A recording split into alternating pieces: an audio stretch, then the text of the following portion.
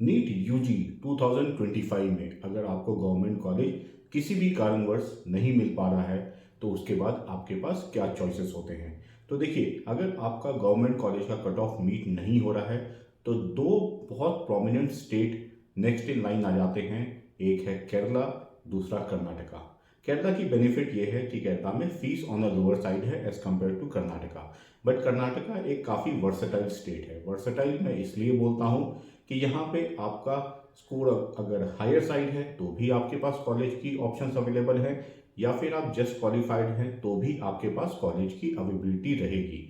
यहाँ पे हर रेंज के कॉलेजेस है, हर रेंज के सीट्स हैं, इसीलिए कर्नाटका अपने आप में एक काफ़ी वर्सेटाइल स्टेट हो जाता है। नमस्कार दोस्तों, कॉलेज फाइंडर से मैं हूं भास्कर। वीडियो स्टार्ट करें उससे पहले एक छोटी सी रिक्वेस्ट कि आप हमारे चैनल को सब्सक्राइब करें।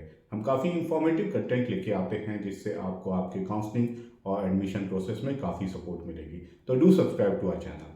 कर्नाटका स्टेट के प्राइवेट मेडिकल कॉलेज में अगर आपको एडमिशन लेना है तो आपको कर्नाटका स्टेट की काउंसलिंग में पार्टिसिपेट करना होगा। यहाँ की काउंसलिंग बॉडी KEA है, कर्नाटका एग्जामिनेशन अथॉरिटी, और जो भी काउंसलिंग प्रोसेस है वो कर्नाटका एग्जामिनेशन अथॉरिटी ही कंडक्ट कराती है, और ये बैंगलोर बेस्ड है।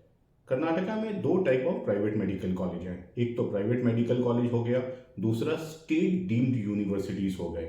दोनों की काउंसलिंग कर्नाटका एग्जामिनेशन अथॉरिटी ही कंडक्ट कराती है।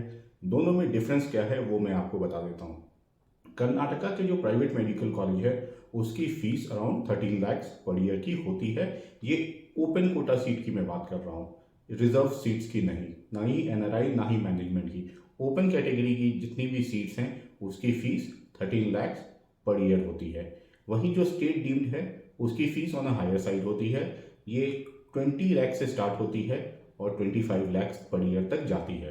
कर्नाटका के प्राइवेट मेडिकल कॉलेज में 4 कैटेगरीज ऑफ सीट होती है। पहली होती है गवर्नमेंट कोटा, जो कि सिर्फ डोमिसाइल के लिए रिजर्व होती है। दूसरी होती है प्राइवेट कोटा। इस प्राइवेट कोटा में कुछ सीटें डोमिसाइल के लिए रिजर्व होती हैं, कुछ सीटें ओपन कैटेगरी में आती हैं। थर्ड है आपका मैनेजमेंट कोटा, और फोर्थ है आपका NRI कोटा। गवर्नमेंट कोटा की जो फीस होती है ऑन अ लोअर साइड होती है, अराउंड 1.5 लाख पर ईयर की होती है। वहीं प्राइवेट कोटा की जो फीस होती है, जो private medical college not state deemed private medical college, उसकी 13 लाख होती है। वहीं मैनेजमेंट और NRI कोटा की fees on a higher side होती है।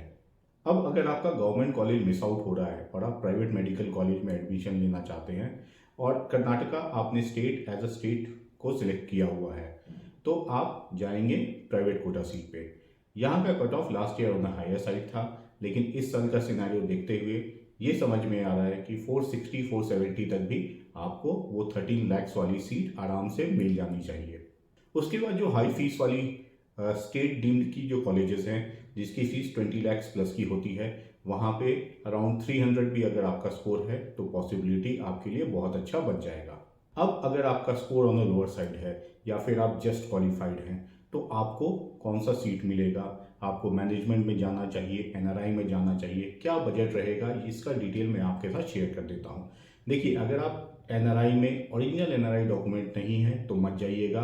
लास्ट ईयर हमने देखा है काफ़ी कैंडिडेट के फॉर्म्स रिजेक्ट हो गए थे क्योंकि NRI डॉक्यूमेंट मैनेज था मतलब थर्ड पार्टी NRI था, उनका अपना कोई NRI का वैसा सिनेरियो नहीं था। तो उससे बेटर है आप मैनेजमेंट कोटा में जाइए। NRI और मैनेजमेंट कोटा की फीस इक्वल होती है और उसमें कोई डिफरेंस नहीं होता है। जिस बजट पे NRI सीट मिलेगी उसी बजट पे मैनेजमेंट कोटा सीट भी आपको मिल जाएगी। राउंड 1 राउंड 2 में NRI कोटा सीट होती हैं, लेकिन राउंड 3 जाते जाते जितनी भी NRI कोटा सीट है उसको मैनेजमेंट कोटा में कन्वर्ट कर दिया जाता है। अगर आप NRI और मैनेजमेंट कोटा की सीट पे एडमिशन लेना चाहते हैं तो मिनिमम बजट जो आपको रखना होगा वो 1 करोड़ से ऊपर ही रखना होगा। फिर भी डिपेंडिंग ऑन कौन सा कॉलेज आप जाते हैं ये बजट वैरी करेगा। ये कोई फिक्स्ड बजट नहीं है, लेकिन minimum to minimum side 1 crore का बजट आपको रखना पड़ेगा, और जैसा और जितना अच्छा कॉलेज आप सिलेक्ट करते हैं उस हिसाब से बजट आपका आगे बढ़ता चला जाएगा।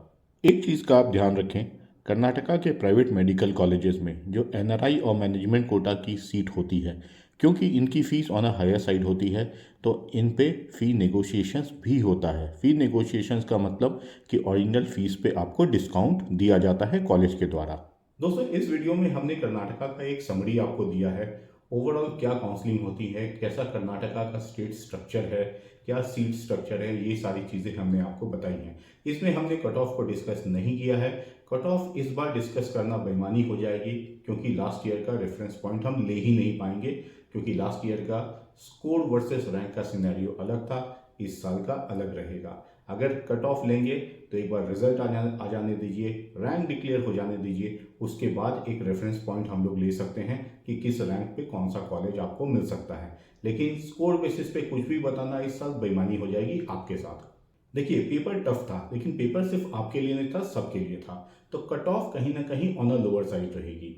तो स्कोर बेसिस पे अगर आप कुछ भी कंक्लूजन निकाल रहे हैं तो मत निकालिए। स्कोर सिर्फ रेफरेंस पॉइंट के लिए होता है। जितनी भी अलॉटमेंट होती है वो रैंक बेसिस पे ही होती हैं। आप किसी भी काउंसलिंग में पार्टिसिपेट करिए, रैंक बेसिस पे ही अलॉटमेंट मिलेगा। सेम लोगों का बहुत सारे लोगों का स्कोर सेम हो सकता है, लेकिन रैंक कभी सेम नहीं होगा, सबका रैंक डिफरेंट होगा।